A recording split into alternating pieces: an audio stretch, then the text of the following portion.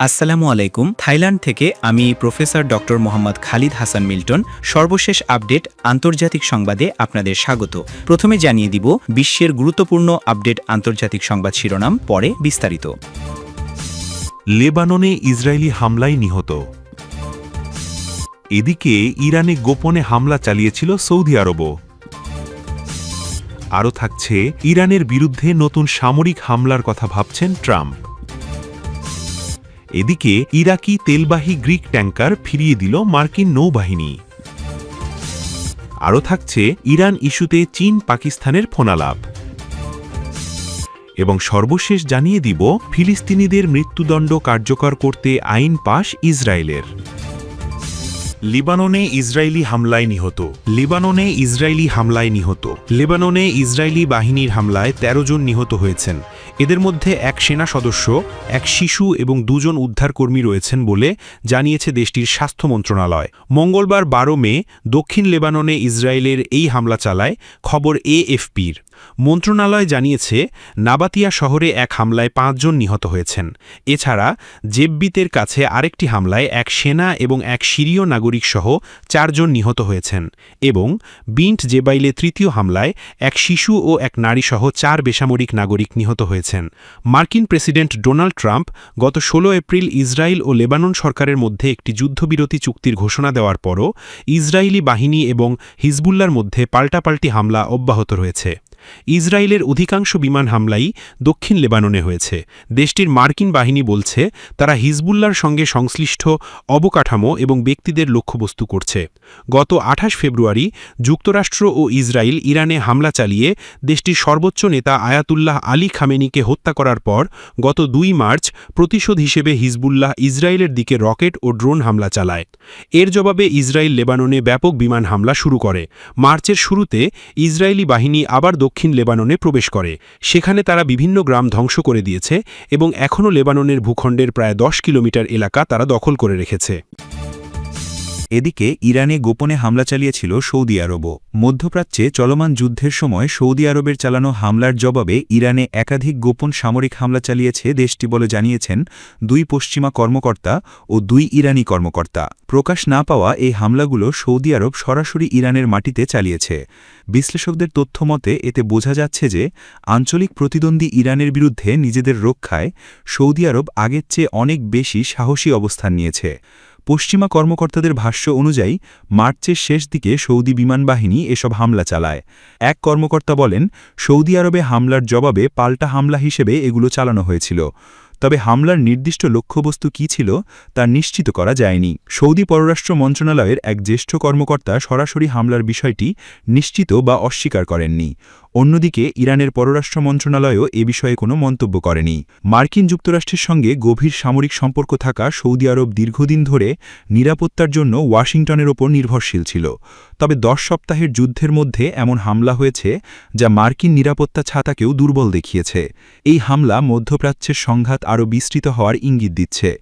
২৮ ফেব্রুয়ারি যুক্তরাষ্ট্র ও ইসরায়েল ইরানের ওপর বিমান হামলা চালানোর পর শুরু হওয়া যুদ্ধ ধীরে ধীরে পুরো অঞ্চলকে জড়িয়ে যায়। এরপর থেকে ইরান উপসাগরীয় সহযোগিতা পরিষদের জিসিসির ৬টি দেশেই ক্ষেপণাস্ত্র ও ড্রোন হামলা চালিয়েছে বলে অভিযোগ রয়েছে। শুধু মার্কিন ঘাঁটিই নয়, বেসামরিক স্থাপনা, বিমানবন্দর ও তেল অবকাঠামোকেও লক্ষ্যবস্তু করা হয়েছে। পাশাপাশি হরমুজ প্রণালী বন্ধ করে দেওয়ায় বৈশ্বিক বাণিজ্য ব্যাহত হয়েছে। এদিকে সংযুক্ত আরব আমিরাতও ইরানের বিরুদ্ধে মার্কিন হামলা চালিয়েছে বলে ওয়াল স্ট্রিট জার্নাল জানিয়েছে। এতে স্পষ্ট হচ্ছে ইরানের হামলায় ক্ষতিগ্রস্ত উপসাগরীয় রাজতন্ত্রগুলো পাল্টা জবাব দেওয়া শুরু করেছে।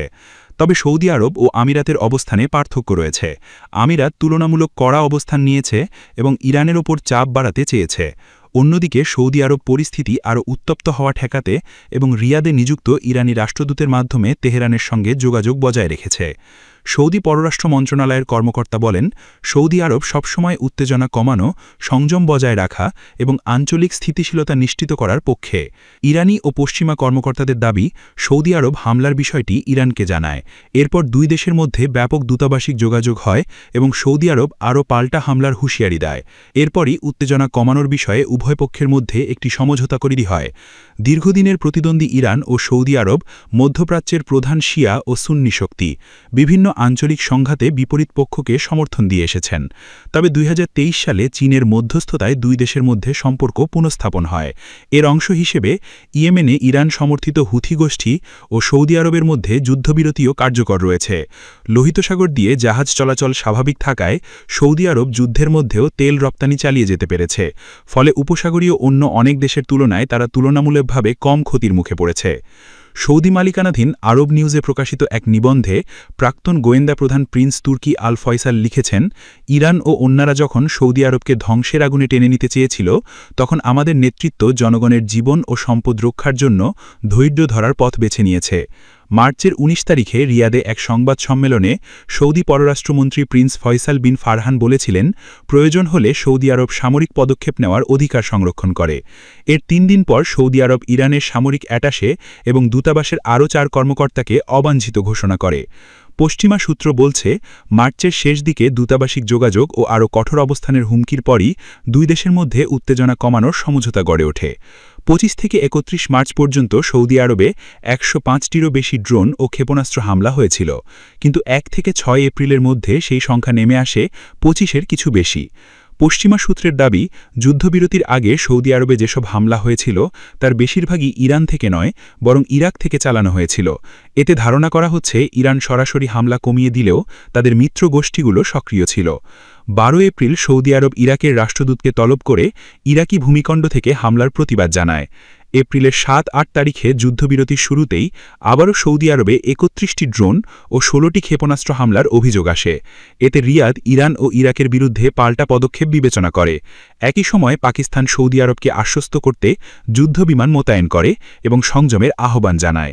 সূত্র রয়টার্স। এদিকে ইরানের বিরুদ্ধে নতুন সামরিক হামলার কথা ভাবছেন ট্রাম্প। ইরানের বিরুদ্ধে নতুন করে সামরিক পদক্ষেপ নেওয়ার বিষয়টি বিবেচনা করছেন যুক্তরাষ্ট্রের প্রেসিডেন্ট ডোনাল্ড ট্রাম্প। হোয়াইট হাউসের ভেতরে আলোচনা স্থবির হয়ে পড়া এবং হরমুজ প্রণালী ঘিরে উত্তেজনা বাড়তে থাকায় এ চিন্তা সামনে এসেছে বলে জানিয়েছে সিএনএন। মঙ্গলবার প্রকাশিত এক প্রতিবেদনে মার্কিন সূত্রের বরাতে সিএনএন জানায়, ইরান ইস্যুতে ট্রাম্প প্রশাসনের ভেতরে মতপার্থক্য তৈরি হয়েছে। প্রতিবেদনে বলা হয়, পেন্টাগনের কয়েকজন জ্যেষ্ঠ কর্মকর্তা সহ প্রশাসনের একটি অংশ কঠোর অবস্থানের পক্ষে। তারা মনে করছেন, সামরিক হামলার মাধ্যমে ইরানের অবস্থান দুর্বল করে আবারও আলোচনার টেবিলে ফিরতে চাপ সৃষ্টি করা যেতে পারে। অন্যদিকে প্রশাসনের আরেকটি অংশ এখনও দ্বৈতনীতিক সমাধানের জন্য শেষবারের মতো সুযোগ দেওয়ার পক্ষে অবস্থান নিয়েছে। কিছু মার্কিন কর্মকর্তা পাকিস্তানের ভূমিকাও নিয়ে প্রশ্ন করেছেন। তাদের ধারণা, ইসলামাবাদ হয়তো তেহরানের সঙ্গে যোগাযোগে ট্রাম্প প্রশাসনের অসন্তোষ পুরোপুরি তুলে ধরেনি, বরং ইরানের অবস্থান সম্পর্কে ওয়াশিংটনকে তুলনামূলক আশাবাদী বার্তা দিয়েছে। এর আগে সোমবার ট্রাম্প মধ্যপ্রাচ্যের যুদ্ধ বন্ধে যুক্তরাষ্ট্রের প্রস্তাবের জবাবে ইরানের দেওয়া প্রতিক্রিয়া প্রত্যাখ্যান করেন। তিনি এটিকে সম্পূর্ণ অগ্রহণযোগ্য বলে মন্তব্য করেন। জবাবে ইরানের পররাষ্ট্র মন্ত্রণালয় জানায়, যুক্তরাষ্ট্রকে দেওয়া তাদের প্রস্তাব অতিরঞ্জিত নয়। একই সঙ্গে তারা ওয়াশিংটনের বিরুদ্ধে অযৌক্তিক দাবি তোলার অভিযোগ আনে। এদিকে ইরাকি তেলবাহী গ্রিক ট্যাঙ্কার ফিরিয়ে দিল মার্কিন নৌবাহিনী। হরমুজ প্রণালী অতিক্রম করা একটি গ্রিক পতাকাবাহী তেলবাহী জাহাজকে ফিরে যেতে বাধ্য করেছে মার্কিন নৌবাহিনী। জাহাজটি ইরাকি অপরিশোধিত তেল বহন করছিল বলে জানিয়েছে ইরানের অর্ধসরকারি সংবাদ মাধ্যম তাসনিম নিউজ এজেন্সি। প্রতিবেদনে বলা হয়, আগুইস ফানুরিওস ১ নামের ট্যাঙ্কারটি ইরানের অনুমতি নিয়ে হরমুজ প্রণালী অতিক্রম করে ওমান সাগরে প্রবেশ করেছিল। পরে এটি ভিয়েতনামের দিকে যাত্রা শুরু করে। তবে মার্কিন নৌবাহিনী জাহাজটিকে পথ পরিবর্তন করে ফিরে যেতে বাধ্য করেছে বলে দাবি করা হয়েছে। এ ঘটনায় মার্কিন সেন্ট্রাল কমান্ড সরাসরি কোনো মন্তব্য করেনি। তবে সেন্ট্রাল কমান্ড জানিয়েছে, গত ১৩ এপ্রিল ইরানের বিরুদ্ধে নৌ অবরোধ শুরুর পর থেকে মার্কিন বাহিনী ৬৫টি বাণিজ্যিক জাহাজের গতিপথ পরিবর্তন করেছে এবং ৪টি জাহাজ অচল করেছে। বর্তমানে হরমুজ প্রণালীতে যুক্তরাষ্ট্র ও ইরান উভয়েই সামুদ্রিক নিষেধাজ্ঞা আরোপ করে চলেছে। মার্কিন নৌবাহিনী ইরানের বন্দরে জাহাজ প্রবেশ ও বের হওয়া ঠেকানোর চেষ্টা করছে। অন্যদিকে তেহরানও এই গুরুত্বপূর্ণ নৌপথে বাণিজ্যিক চলাচলে সীমাবদ্ধতা বজায় রেখেছে। বিশ্বের মোট তেল সরবরাহের প্রায় ২০% হরমুজ প্রণালী দিয়ে পরিবহন করা হয়। এদিকে ইরান ইস্যুতে চীন পাকিস্তানের ফোনালাপ, পাকিস্তানের উপপ্রধানমন্ত্রী ও পররাষ্ট্রমন্ত্রী ইশাক দারের সঙ্গে ফোনালাপ করেছেন চীনের পররাষ্ট্রমন্ত্রী ওয়াং ই। মঙ্গলবার 12ই মে তাদের মধ্যে এ ফোনালাপ হয়। এ সময় যুক্তরাষ্ট্র ইরান সংঘাতে পাকিস্তানের গঠনমূলক মধ্যস্থতাকারী ভূমিকার প্রশংসা ও সমর্থন পুনর্ব্যক্ত করেন চীনের পররাষ্ট্রমন্ত্রী। একই সঙ্গে উভয় পক্ষ দীর্ঘস্থায়ী যুদ্ধবিরতির গুরুত্বের ওপর জোর দেয়। পাকিস্তান সংবাদমাধ্যম দ্য এক্সপ্রেস ট্রিবিউনের এক প্রতিবেদনে এ তথ্য জানানো হয়েছে। পাকিস্তান পররাষ্ট্র দপ্তরের এক বিবৃতিতে বলা হয়, ইশাক দার তার চীনা সমকক্ষের সঙ্গে টেলিফোনে আলোচনা করেছেন। দুই নেতা সাম্প্রতিক আঞ্চলিক পরিস্থিতি এবং পাকিস্তানের চলমান কূটনৈতিক প্রচেষ্টা নিয়ে বিস্তারিত মতবিনিময় করেন। পাকিস্তান যুক্তরাষ্ট্র ও ইরানের মধ্যে সংলাপ এগিয়ে নিতে কাজ করছে, যার লক্ষ্য অঞ্চল ও বিশ্বের স্থায়ী শান্তি ও স্থিতিশীলতা নিশ্চিত করা। আলোচনার সময় চীনের পররাষ্ট্রমন্ত্রী পাকিস্তানের মধ্যস্থতাকারী ভূমিকার প্রতি প্রশংসা ও সমর্থন পুনর্ব্যক্ত করেন। বিবৃতিতে আরও বলা হয়, উভয় পক্ষ দীর্ঘস্থায়ী যুদ্ধবিরতি বজায় রাখা এবং হরমুজ প্রণালীর মাধ্যমে স্বাভাবিক নৌ চলাচল নিশ্চিত করার গুরুত্বের ওপর জোর দিয়েছে। এ সময় দুই নেতা পাকিস্তান ও চীনের কূটনৈতিক সম্পর্ক প্রতিষ্ঠার ৭৫তম বার্ষিকী উপলক্ষে আয়োজিত বিভিন্ন কার্যক্রম, সম্ভাব্য উচ্চস্তরের সফর এবং দ্বিপাক্ষিক ও বহুপাক্ষিক সহযোগিতার নানা বিষয় নিয়েও আলোচনা করেন। বিবৃতিতে বলা হয়, পারস্পরিক স্বার্থ সংশ্লিষ্ট সব বিষয়ে ঘনিষ্ঠ যোগাযোগ বজায় রাখতে উভয় দেশ সম্মত হয়েছে। এর আগে পাকিস্তান গত ৮ই এপ্রিল যুক্তরাষ্ট্র ও ইরানের মধ্যে ২ সপ্তাহের যুদ্ধবিরতি প্রতিষ্ঠায় মধ্যস্থতা করেছিল। পরে ১১ ও ১২ই এপ্রিল ইসলামাবাদে উভয় দেশের জ্যেষ্ঠ প্রতিনিধি দলের অংশগ্রহণে গুরুত্বপূর্ণ আলোচনা অনুষ্ঠিত হয়েছিল। তবে সংঘাতের স্থায়ী সমাধানে তখন কোনো সমঝোতায় পৌঁছানো সম্ভব হয়নি। এরপর থেকে দুই পক্ষই সমাধানের পথ খুঁজতে প্রস্তাব ও প্রত্যাপ্রস্তাব বিনিময় করে যাচ্ছে। এর মূল লক্ষ্য হল সরাসরি দ্বিতীয় দফার আলোচনা পুনরায় শুরু করা। এই সংঘাত ইতোমধ্যেই বৈশ্বিক জ্বালানি সরবরাহ ও অঞ্চলের স্বাভাবিক জীবনযাত্রায় নেতিবাচক প্রভাব ফেলেছে। পাকিস্তান এখনও সরাসরি আলোচনা পুনরায় শুরুর ব্যাপারে আশাবাদী। তবে সূত্রগুলো জানিয়েছে, যুক্তরাষ্ট্রের প্রস্তাবের জবাবে ইরান তাদের পারমাণবিক ইস্যুতে আগের অবস্থান থেকে উল্লেখযোগ্য কোনো পরিবর্তন আনেনি।